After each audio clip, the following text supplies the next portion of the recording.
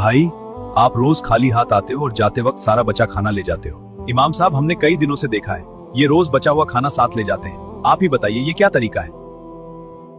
नमाज के बाद इस पर बात होगी। जल्दी से खाना ले जाता हूं, अगर नमाज के बाद रोक लिया तो खाना नहीं ले जा पाऊंगा। देखा आपने, लालच इतना था, नमाज भी छोड़ दी और सारा खाना लेकर भाग गया। चलिए चलकर देखते हैं माजरा क्या है। अब्बू आ गए आप, बहुत भूख लगी है। लो बेटा, अल्लाह ने भेजा है। बीमारी काम नहीं करने देती, लेकिन उसके घर से हमारा रिस्क आता है।